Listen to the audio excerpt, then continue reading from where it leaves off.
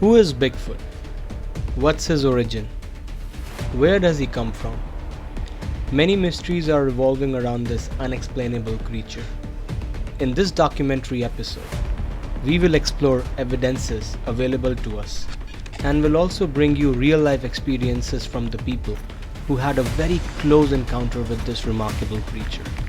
This is Reality Check exclusive, your universe for extraordinary cosmic conversation, where we explore reality, hidden universe secret, and facts from across the globe with our host Jay Widener.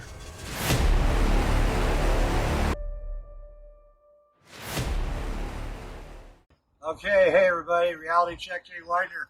It is a cold day in the Rocky Mountains, and we are at Sasquatch Outpost, the most awesome Sasquatch museum on Earth. And I know you guys think I'm crazy because I believe in Sasquatch. I guarantee they exist.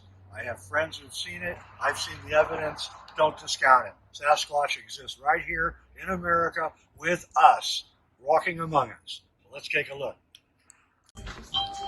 Ready? I'm gonna go to the bathroom and then you want to go in? Chicken coop was raided on May 1st, on April 9th.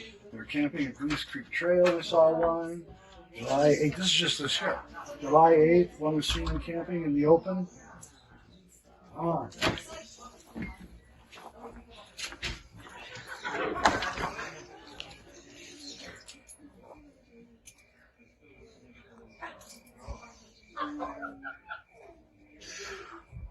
Watch your head.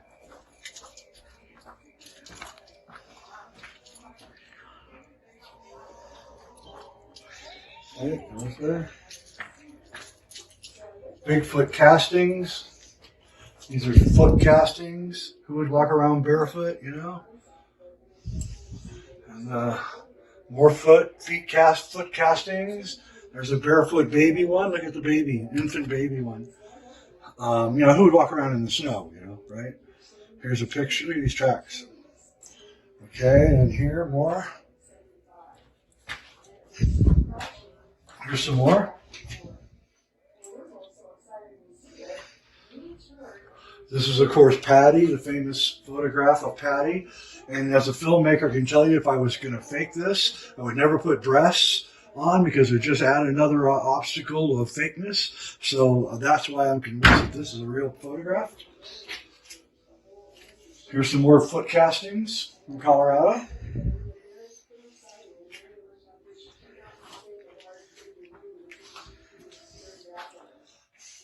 Okay. These are some hair samples. Oh yeah, get those. That's good. Sasquatch is compared to Harry from Harry and the Hendersons. Great, big, lovable. That's a scary one there. Family could adopt, and he would fit just fine into their family. This is the Bauman story. This is Harry Teddy Roosevelt. Traveled to the West, and a couple miners told him a story about how they'd been assaulted by the Bigfoot. He killed one of them. The other one ran. This is their hair. Just gets snagged up on barbed wire and stuff.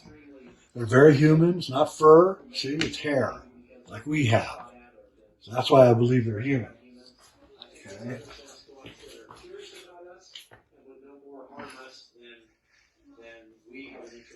Okay, we got that one. Let's go this way.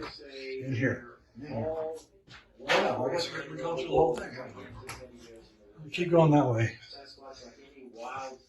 Yeah, there's more. The potential for violence, they have to kill the animals that they eat, so they know at least they have that Bigfoot humor. To kill and eat. These are all the movies, Willow Creek, Legend of Boggy Creek, all the great movies. Skeptics, meaning anyway, they admit that they don't know much about Sasquatch. They don't think they exist, but they're willing to sit down and dialogue a little bit because there are multiple encyclopedias. These are the tree breaks. Oh, no, it's a tree. This way. These are the tree breaks. That's how they identify where they are. And they're really high up, so no human being could do that. These are tree arches. They bend trees into like weird shapes.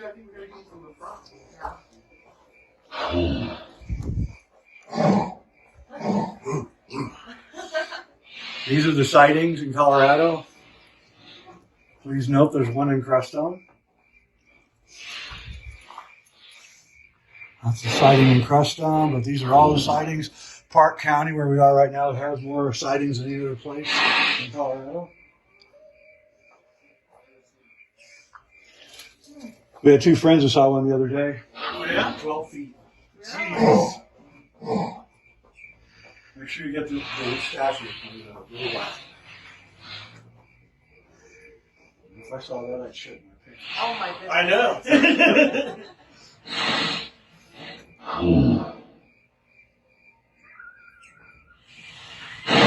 That wasn't here last time I was there. They really do exist. Yeah.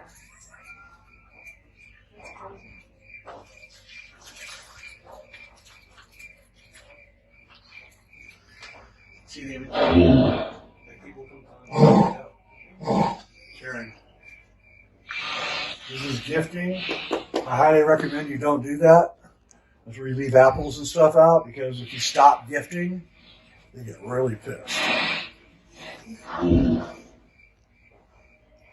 Exhibit C. What is this? I posit to you that this is odd. There's no one around. I have to tell you. There's nobody around. There's no kids. There's nobody playing around here. None of this is either cut off either. This has all been broken. Look. It's not like somebody cut a bunch of branches and then laid them here for whatever purpose that they would do that. I can't imagine. The whole place is covered with dead wood. And this has been purposely put here. And if you examine it closely, you'll see that it's interwoven. That it's not just everything going one direction. There's a layer going one direction and a layer going another direction. And I posit to you that this is, again, a sign or a signal of Bigfoot passing through this area. And it may even be a bed. Because I'll tell you, we're in this gully here. There's our fence to where the cows would be kept. But if you were 8 feet tall, which is 2 feet taller than me, you would be able to see all around and no one would be able to see you. Because you're in this area here, which has been carved out by flooding and things like that. All right, look at that water. God, it's really flowing. Thanks for watching.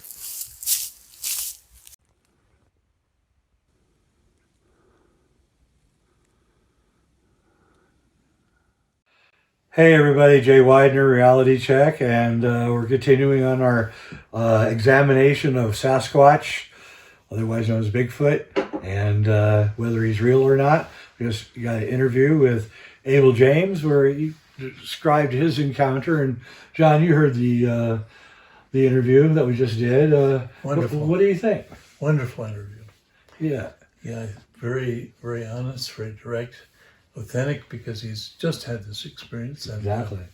And it comes through. You can feel the authenticity. Agreed. Okay. So John Milton is runs a spiritual center here in the area where we live, Way of Nature, really interesting teaching about reconnecting with nature, brings people out into the woods in the summer here, and they stay out for weeks at a time and have their own encounters, I'm sure.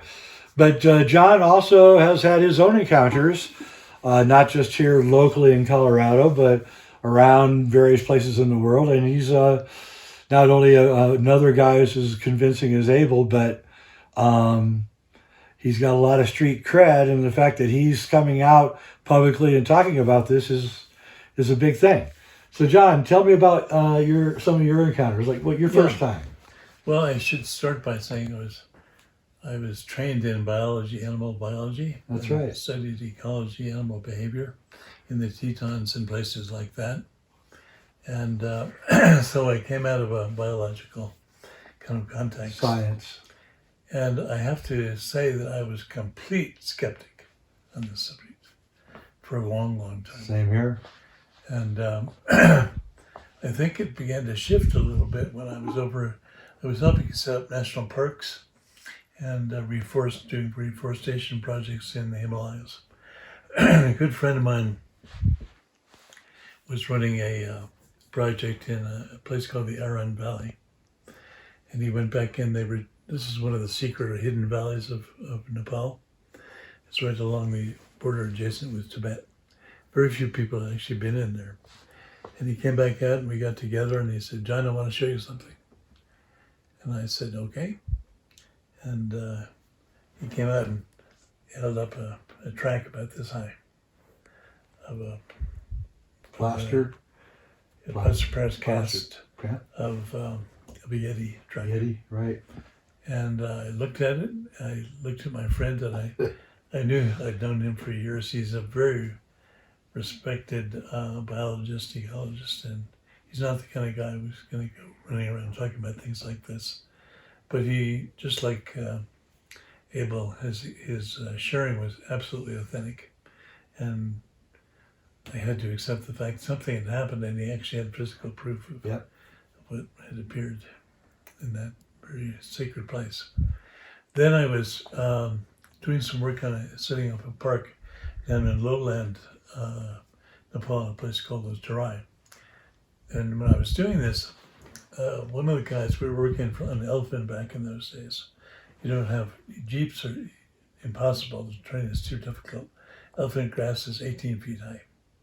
So the only way to get through it is elephants. So I had my vehicle was an elephant.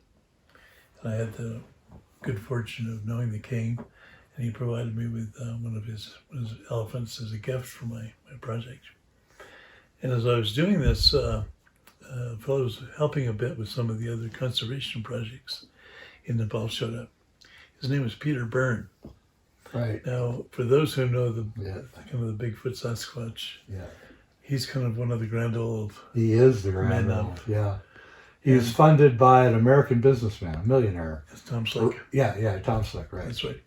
So Peter and I basically got to know each other a bit during that time, and he kind of went on to confirm his experiences with Yeti in the Himalayas. He was there trying to authenticate. Yeah, Slick was paying. Funding him. Yeah, because Slick became also obsessed with Bigfoot later. Yeah, that's right. So just so you know, Yeti is the Bigfoot from the Himalayas. Right. Theory being that he came over the Bering Strait when it was frozen and came to America from Himalayas. Yeah. In any case, that was kind of a second thing that began to swing me towards, well, I should keep a more open mind here. Right. And then I have some land down in Arizona where I run retreats in the spring and fall. And it's in an extremely remote mountain range, much more remote than even right here and where we are in these mountains. And I had a good friend of mine come by. His name was Michael Moore. Not the Michael Moore you're probably thinking of. No. This is a Michael Moore who wrote kind of the classic books on plant pharmacology and edible plants of the American West. So he was staying with me in my little cabin. And he came in one evening and said, "John, you won't believe this." I said, what won't I believe? He said, "I think I just saw Bigfoot." I said, "You're right. I don't believe it. I can see this for myself." So, that's what I would do. So I went out the front door of the cabin. And there are two cabins. There's a main cabin where I have a kitchen and a nice living room, and then a sleeping cabin. I had noticed there were some strange things going on the roof there. A lot of banging and knocking and clamoring and things I couldn't explain. I thought maybe it's a really heavy-weighted flying squirrel or something. Right. And so anyway, I walked out the door and found myself face to face about maybe 20 feet away. Probably a 10-foot high being standing at the corner of the sleeping cabin, looking directly at me with glowing eyes from the inside out. Yeah. I wasn't shining a flashlight or anything. And so they have an inner glow. And the inner glow was kind of surprising. Yeah. And so it had just come around the side of the cabin and stood there looking at me. And I stood there looking at him. Of course. Felt like a male. And not quite as big as 14 feet, but 10 feet still pretty big. Pretty big. I could have done very well on a basketball team.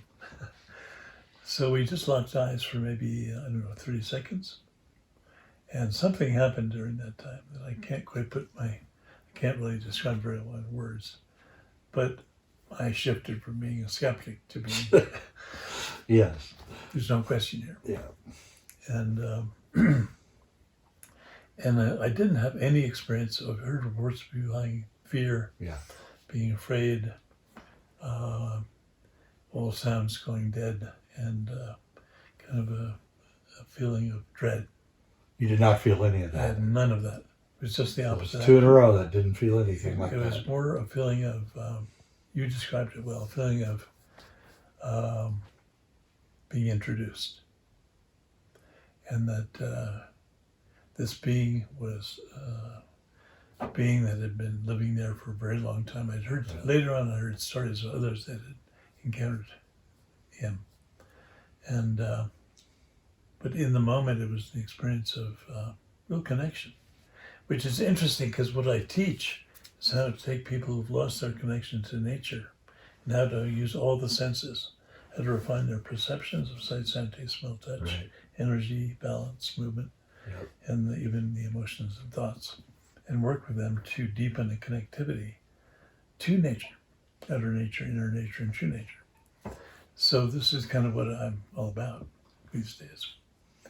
And in the beginning, I was more involved with helping birth. So you think that you kind of got initiated a little bit? Yeah, it felt like an initiation. Interesting. And the feeling I also got was that this being somehow was a representative of nature in that place. And that because I had been working in the same way, in my own way, for a similar purpose, that there was a relationship. From the point of view, Simpatico. yeah, we're working in the same field, Right. trying to help protect nature. Oh, he probably was watching you doing things. I'm sure he was. Yeah. For years. Yeah. That's what they do. So what is your final conclusion? What do you think they are? I think they definitely have a human Yep. aspect to them. They do.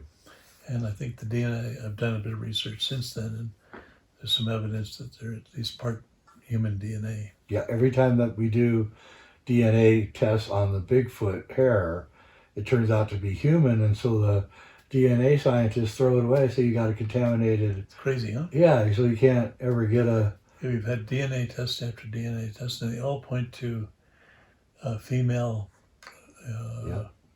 of our species and a male of an unknown. Yep. Words. Yep. And the only primate that has protruding breasts are females that have protruding breasts are humans. Yep. And Bigfoot, because we know from the Patty footage that she had protruding breasts. So Yeah, and so that would we're all, indicate we're all in the human. mammalian family. Right. And We may be very close to them actually. Yeah. In genetics. Could be. Yeah. Could be. So what do you think the military is interested in? It's strange how the little Green Berets will fly in when there's a sighting, and which is why we didn't want to tell anybody where the sighting was. We don't want anything happening. Exactly. I mean, since these things have happened to me, I've begun feeling very protective about Yeah, me too. making sure they're okay.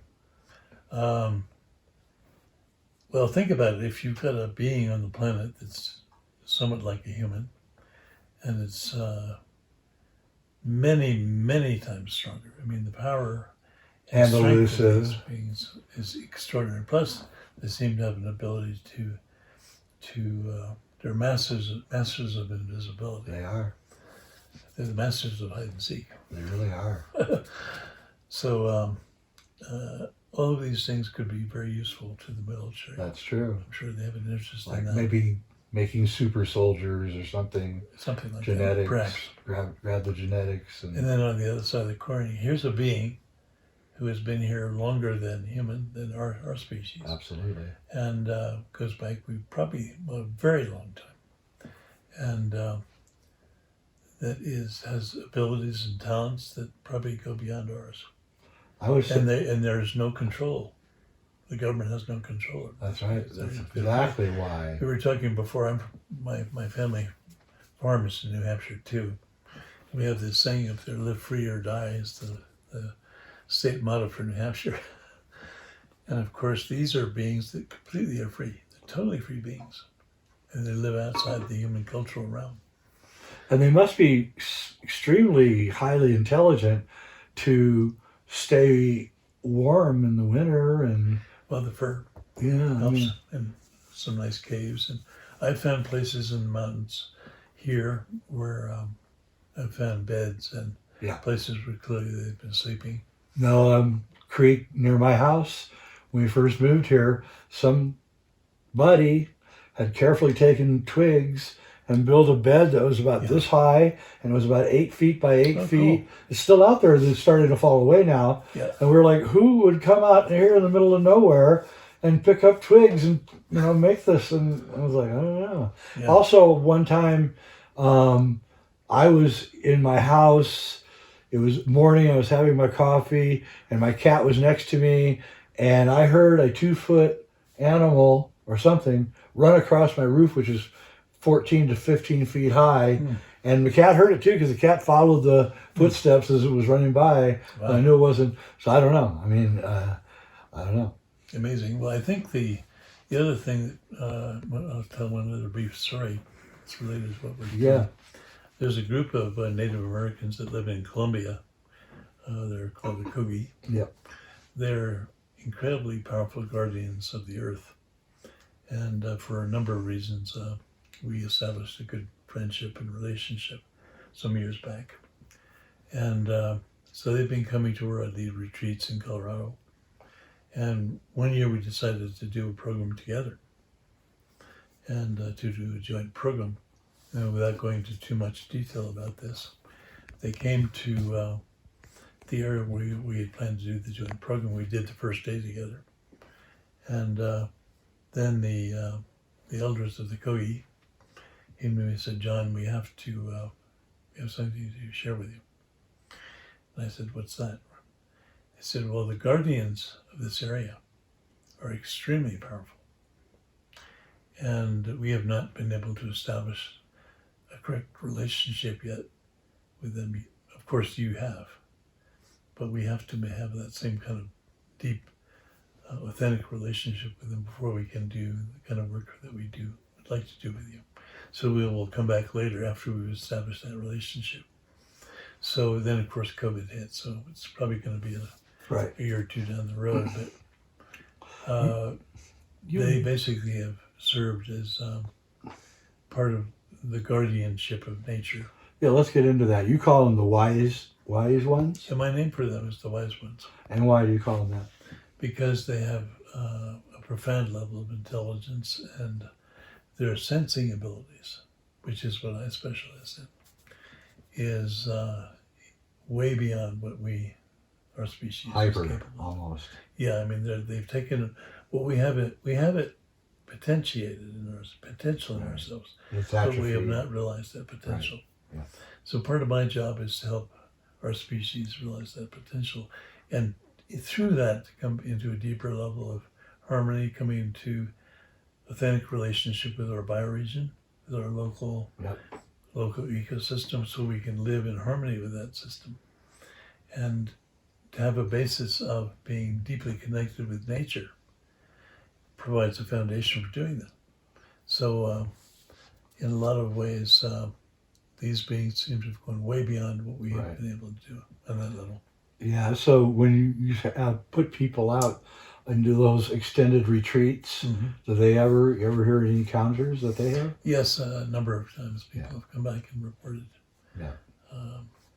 connections. Yeah.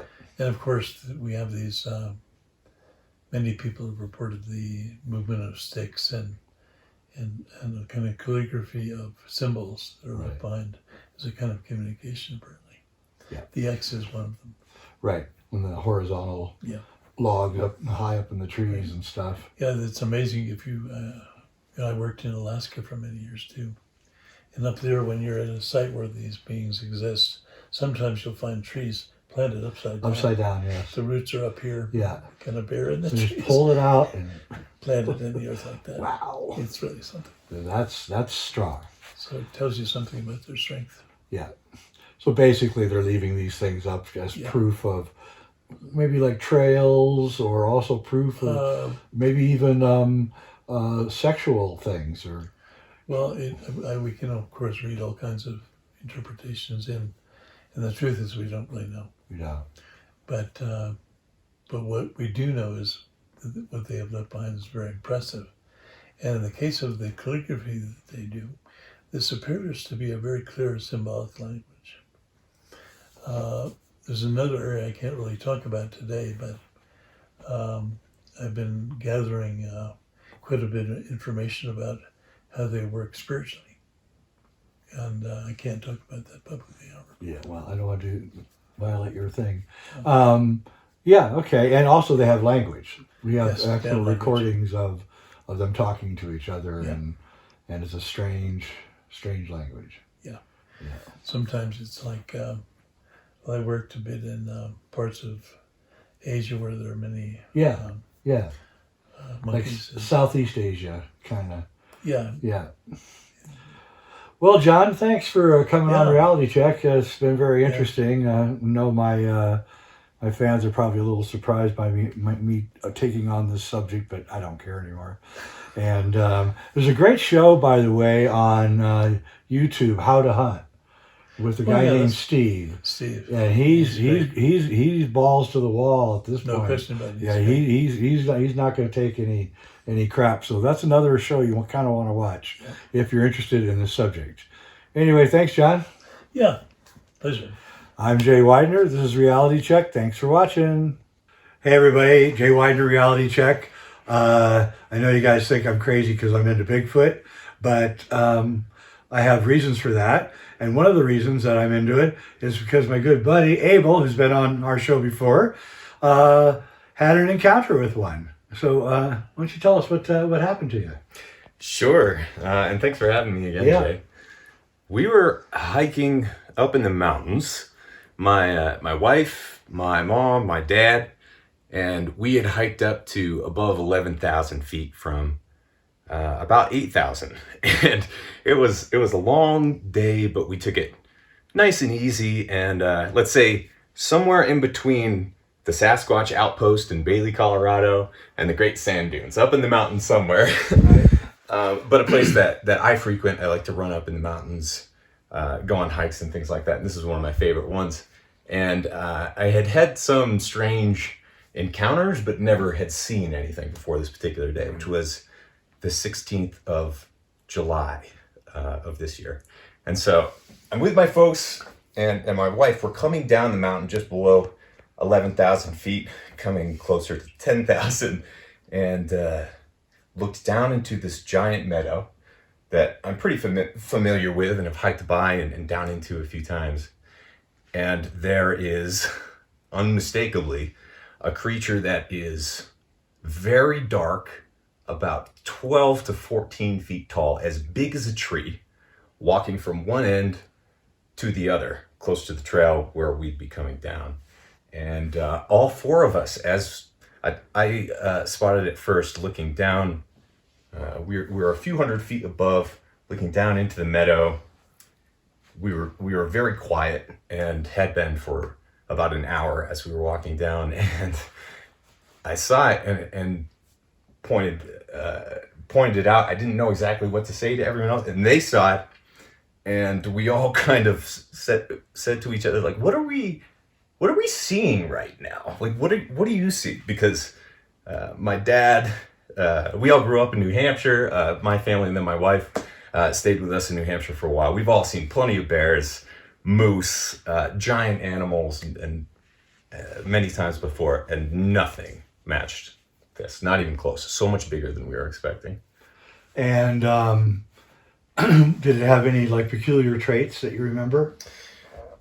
A lot of peculiar traits, and what was so surprising is how well the silhouette of Bigfoot, or whatever we saw, matched up with what you would expect from a giant Bigfoot, something that's 12, 14 feet tall, in the way that it swung its arms. Its arms were so long and it had a physics to them that stood out as something that, I've seen a lot of Bigfoot footage and things like that, and I was always like, I don't know, that could be a dude in a suit, or just, I don't know. This was not like that at all. This was like, we are seeing this, it happened, and it didn't feel terribly intimidating. We were hundreds of feet away at a minimum, so we were a safe distance, and he was walking.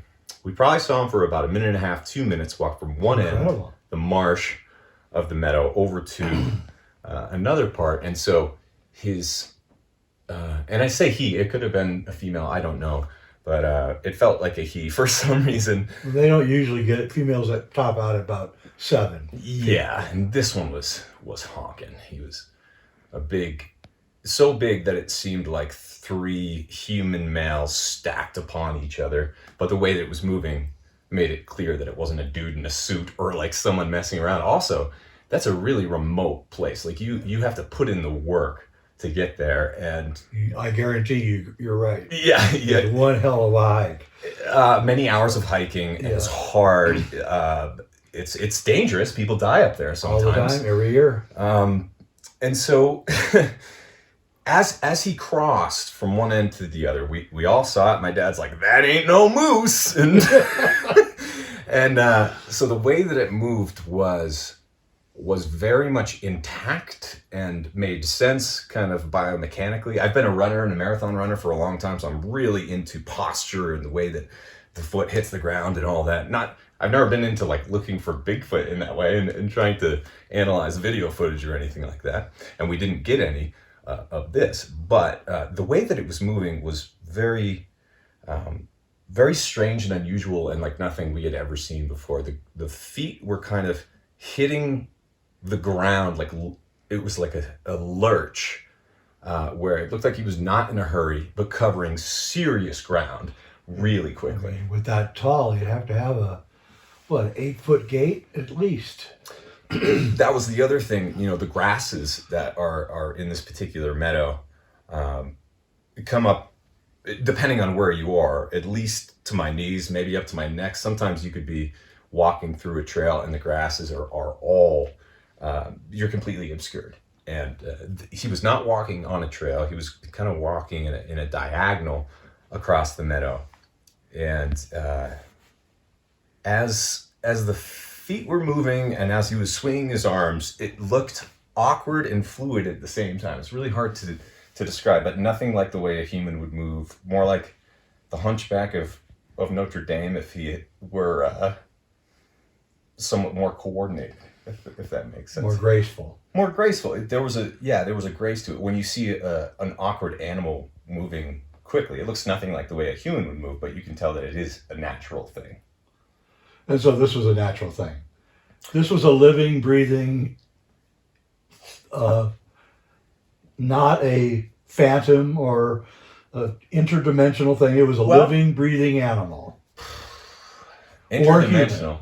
Yeah, I it's hard to say, because one of the things I thought about, and I talked about with my folks and my wife, is how do you hide a 14-foot tall giant humanoid ape out here? And the only way you can, I think, is if you stick to remote areas and you have a particular way of doing things. I don't know if there's some sort of interdimensional something at play, but when we were looking down, we did notice that when you look at a grizzly bear or a moose moving in the sunlight, you do see kind of like a shimmer. It's dark, almost jet black, but then you see this brown, blonde type thing. And we did definitely see that. There was some sort of shimmer. I don't know if it was the fur or if it was some sort of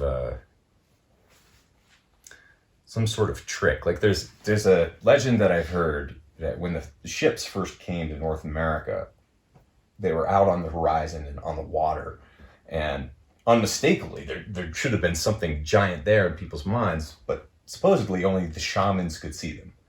The shamans saw them first and had to convince everyone that they were there, and then eventually they all saw. And I wonder how much of that is at play, because as we walked down, we had been in silence, and all of us, my family raised me to have reverence for nature. My wife does as well. So we did notice there were a couple of other hikers as we got down to the meadow, and they were just hiking up, and we hadn't seen people in hours. And they were just kind of like talking and laughing like college kids or something like that. And as we kept going past them, we were like, even if Squatch were right there, they would not have seen him. That's right. You know, and that's what it felt like, even though it was unmistakable and it was there. If you had no reason to look at that meadow, or if you had no reason to pay attention, it would be so easy to miss all of these creatures. And despite the fact that he was so large as a tree, you could have missed him.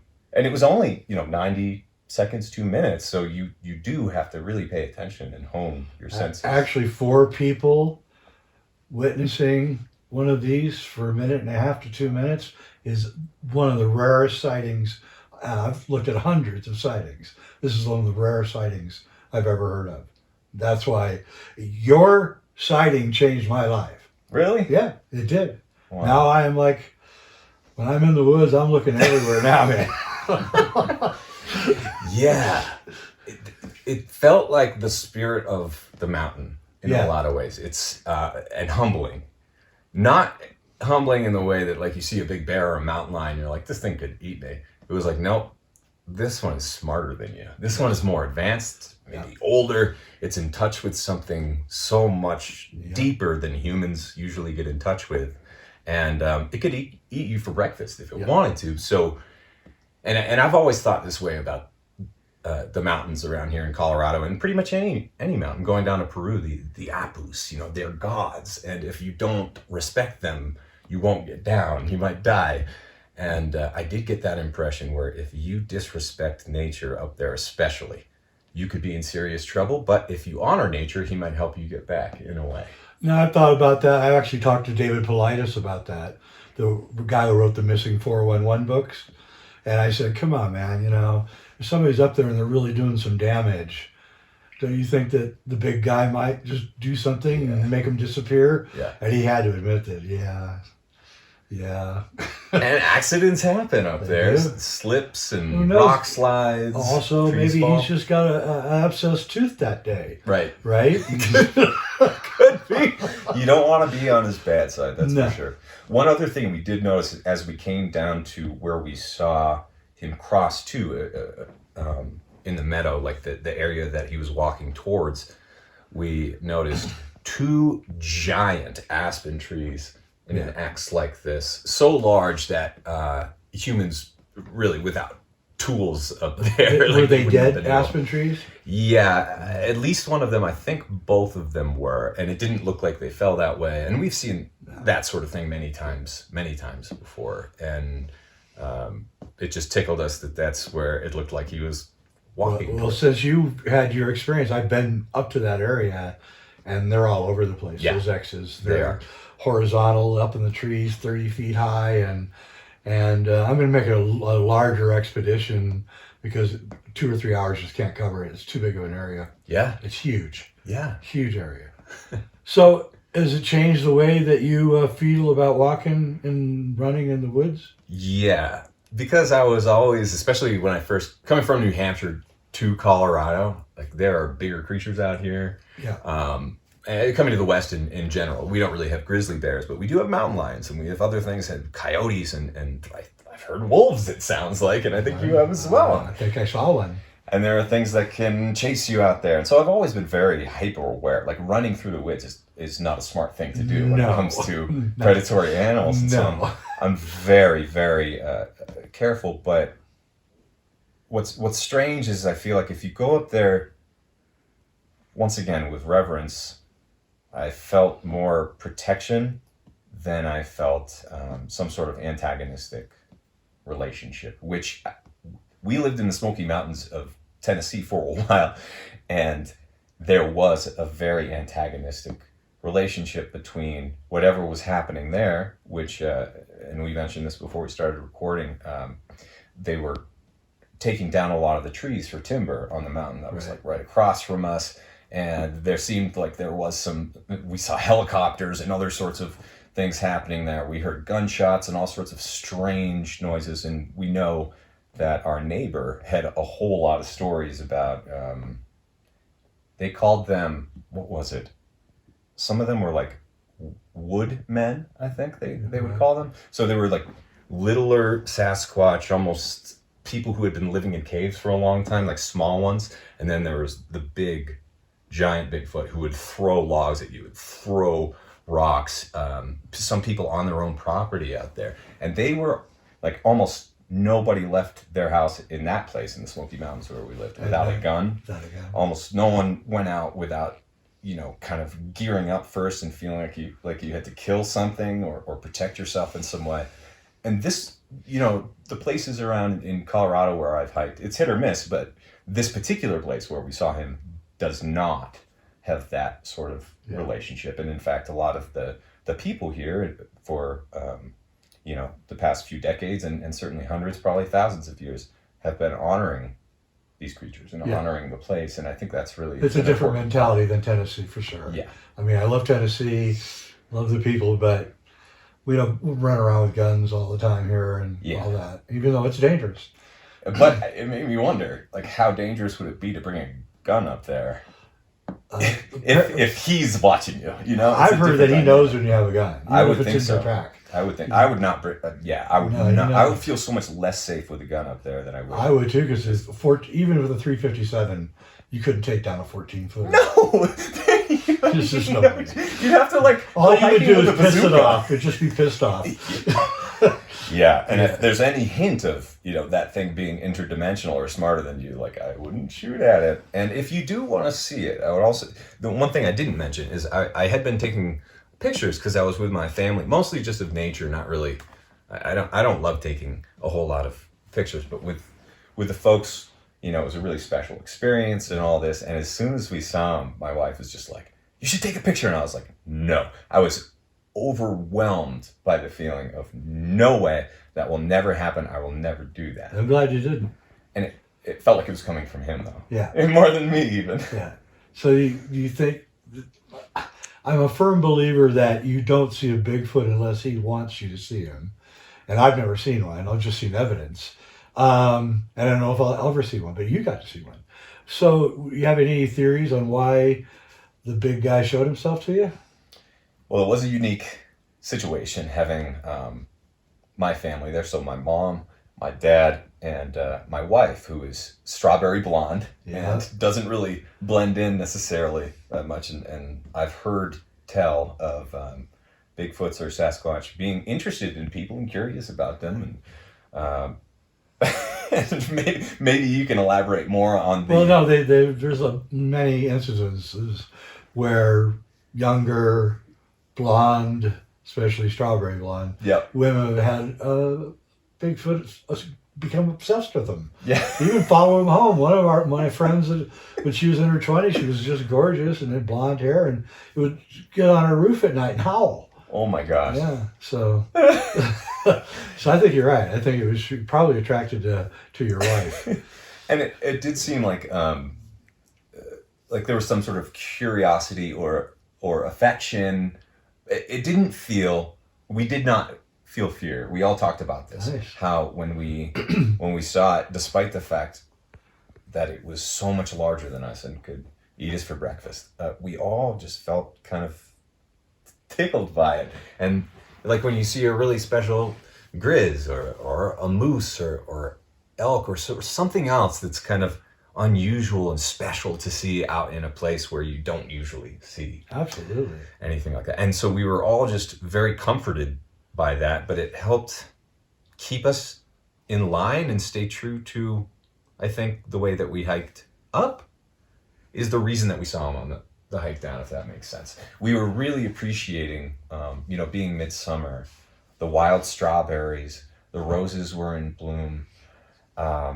We saw a fly agaric mushroom and all sorts of other mushrooms, and we were noting all of this. We were talking about it. We were enjoying it. We were taking our time, and that was right after the big rains.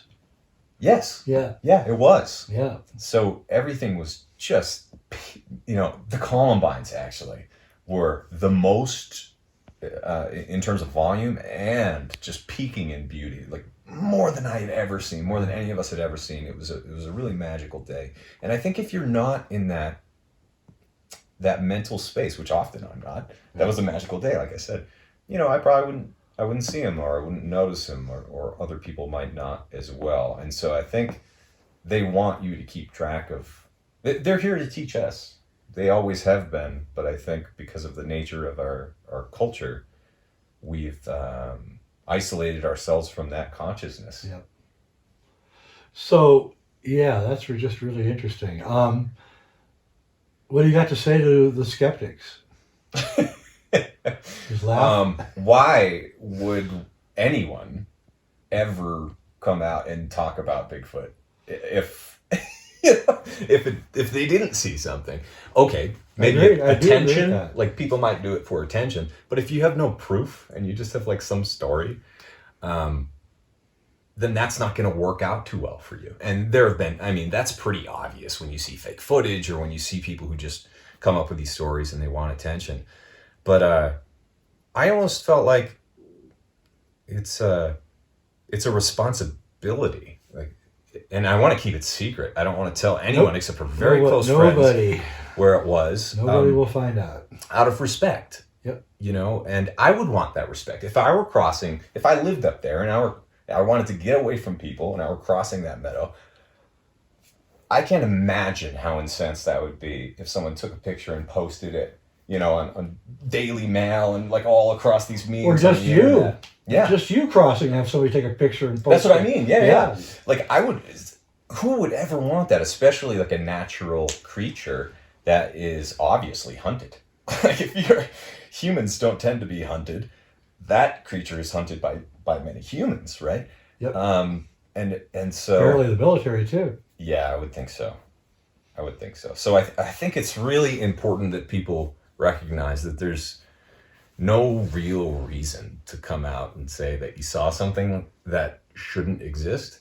But there are a lot of things that are out there that shouldn't exist. My brother, for example, in New Hampshire, saw a mountain lion a few years ago, which are not supposed to be there. And many people have posted pictures of a mountain lion in New Hampshire on their front camera or something that's just out there, security cameras and all that. And the government says, no, there are no mountain lions in New Hampshire, because then they would have to fund that and protect them. Same thing here in Colorado. There's several hunters who have seen grizzly bears, but they won't say that they're here. Yep.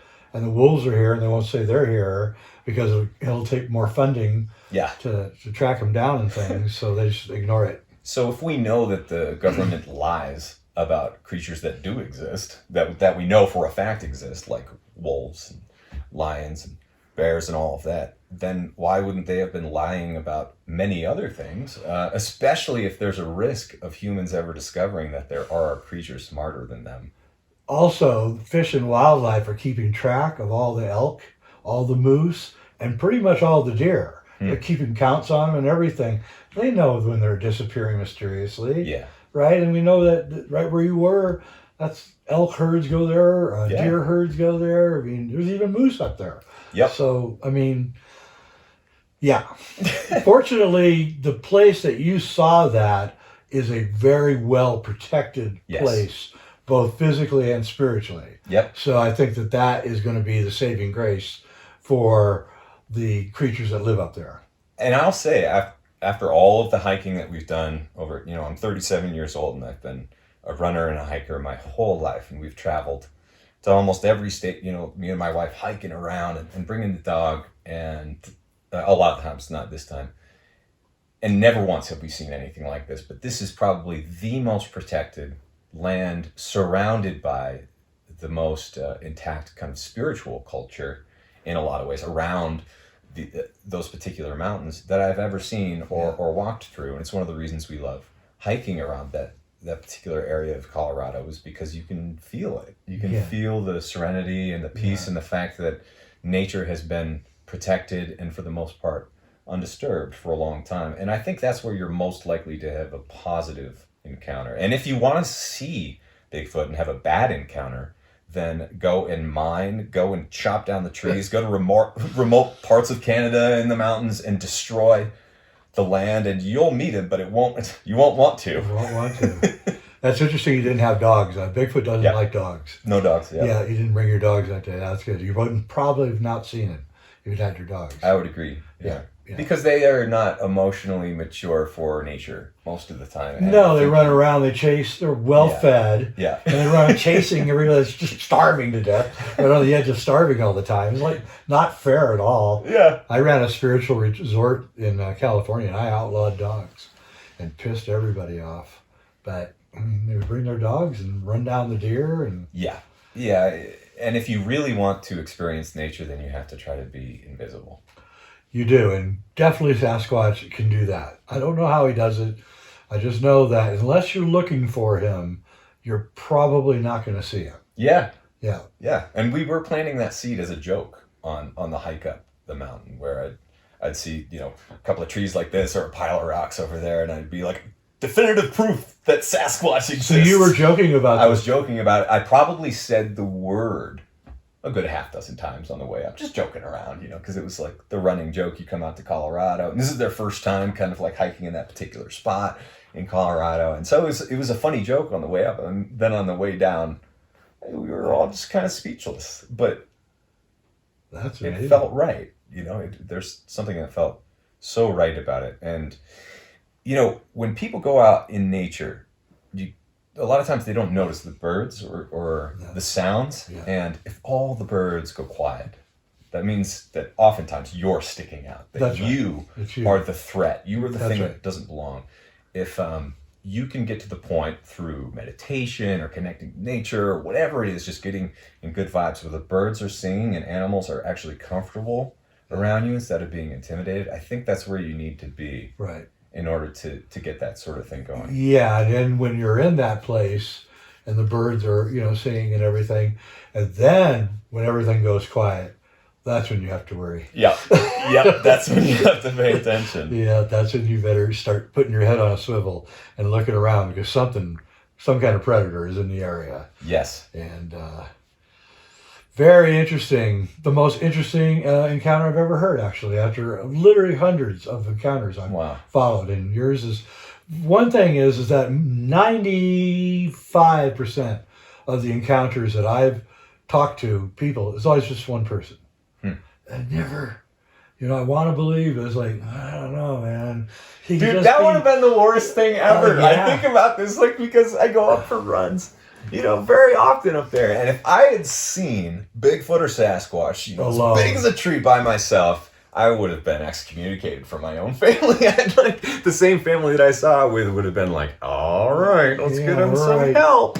Yeah. But yes, I think that's one of the things, maybe that's one of the reasons it feels so comfortable, is because I saw it with the three people on Earth who I trust the most, and who trust me the most, and we all saw it. And everyone's going to think that we're crazy, but they also know that we're not, because we're professionals with track records, and we have no reason to. Yeah, let's go into that before we go. So you got your own company. You're on my show. You're really super into nutrition. You had a show on major network where you reduced some guys from being really, really fat to fairly normal. And where did you go to college? Dartmouth College. So you're Ivy League, graduate of Ivy League. So he's not, he has all his teeth and everything. For now. Anyway, thanks, man. For Absolutely. Thank you. Yeah. Thank you for watching. Jay Widener, Reality Check. Bigfoot's out there.